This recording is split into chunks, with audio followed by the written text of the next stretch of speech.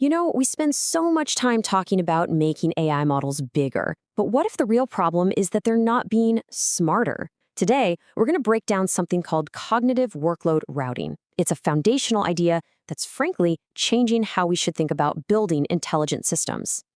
So let's just dive right in with a big question. Why do these incredibly powerful, almost superhuman AI systems waste so much energy, well, thinking? I mean, we've given them all this intelligence, but are they actually being smart about how they use it? The answer, and this might surprise you, is often not really. And that inefficiency, it creates what you can think of as an AI traffic jam. See, when an AI uses a sledgehammer to crack a nut for every single problem, you run into some serious issues. Costs go through the roof. Simple questions take forever to get an answer for. And the risk of the AI just making stuff up, hallucinating, it goes way up. All this makes the automated systems we rely on super brittle and unreliable. Okay, so we've got the problem. Here's how we're going to break down the solution. We'll start with what we're calling AI's thinking problem. Then introduce this idea of a cognitive traffic controller. We'll look at how it actually thinks, see why it's way more than just simple routing, check out the real-world efficiency payoff, and finally, wrap up with how this whole concept is architecting the future of AI. All right, first up, AI's thinking problem. And this really gets to the core of it. The problem isn't that our AIs aren't intelligent enough. It's that they're using maximum intelligence all the time. And that's often a bug, not a feature. This forces a pretty fundamental shift in how we think about this stuff. The goal is not to just deploy maximum intelligence for every single task. It's about optimal intelligence allocation. It's like, instead of building a race car engine and just redlining it constantly, you build a smart, adaptable system that delivers just the right amount of power exactly when it's needed. We're talking about optimization here, not just brute force. Okay, so that brings us to the big idea, the solution. How do we actually do this optimal allocation? Well, we do it by introducing a whole new layer into our architecture, something you can think of as a cognitive traffic controller. So here's the official definition. Cognitive workload routing is all about the systematic allocation of things like reasoning depth, attention, and context, all based on what a task actually demands. Basically, it's a smart layer that sits on top and asks the most important question before acting: wait, how much do we really need to think about this? And that traffic controller analogy, it's actually a perfect way to picture it. So, a task comes in. Let's say it's a user query. That's our vehicle. The controller immediately assesses it. Is this just a simple car asking for directions, or is it a heavy-duty cargo truck that needs special permits and a specific route? Based on that profile, it sends the vehicle down the right road. The simple car gets the fast expressway, while the big truck gets sent down a more robust, heavy-duty path. All right, so how does this controller actually work its magic? Let's pop the hood and look at the actual mechanics of how it profiles, maps, and allocates all that cognitive work. Okay, so it actually operates as its own distinct layer in the AI stack. An input comes in. Then, the cognitive profiler jumps in to figure out its complexity. Next, the router allocates the right resources to the right execution agent. That could be a specific LLM or a tool. And then, and this part is crucial, there's a validation and escalation step to make sure everything is accurate and safe.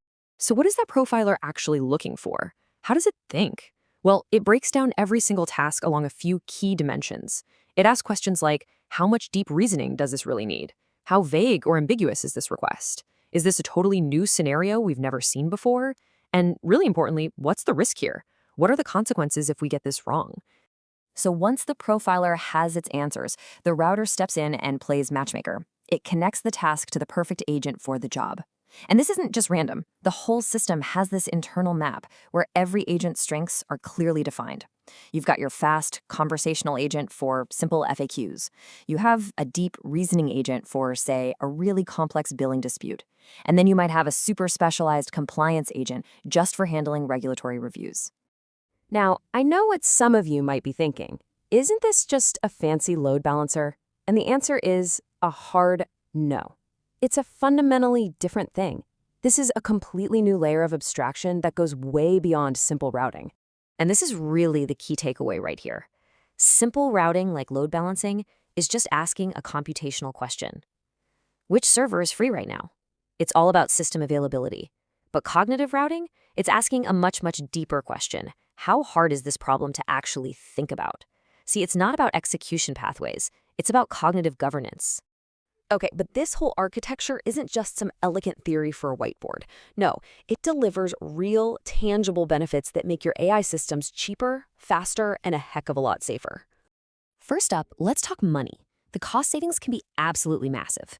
Just by not firing up your most expensive, top-tier model for every single little query, you can see token consumption, which is basically how you pay for this stuff, drop by 40 to 70%. That's a huge impact on your bottom line. And then there's speed. It makes things so much faster.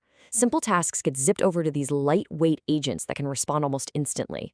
You're talking about cutting latency, that annoying wait time, by more than half in many cases. That makes for a way better user experience. And, maybe the most important benefit of all is that it makes AI safer. It really helps contain that risk of hallucination by not letting the AI do deep, complex reasoning when it's not sure about the data. It can force extra validation checks before high-stakes decisions are made, and it can even bring in a human reviewer if the system says, hey, this one feels too risky or weird for me to handle alone.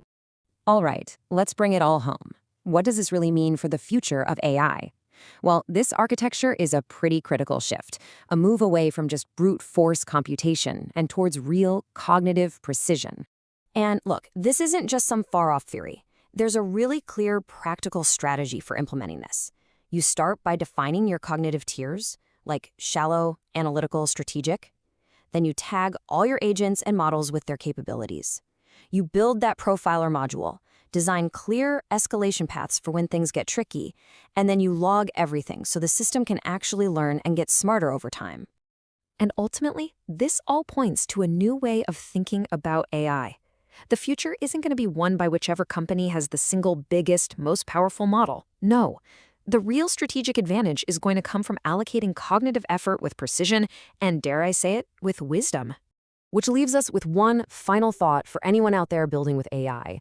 It's a really simple question, but I think it's the one that's going to define the next generation of truly intelligent systems. Is your AI just working hard, or is it actually working smart?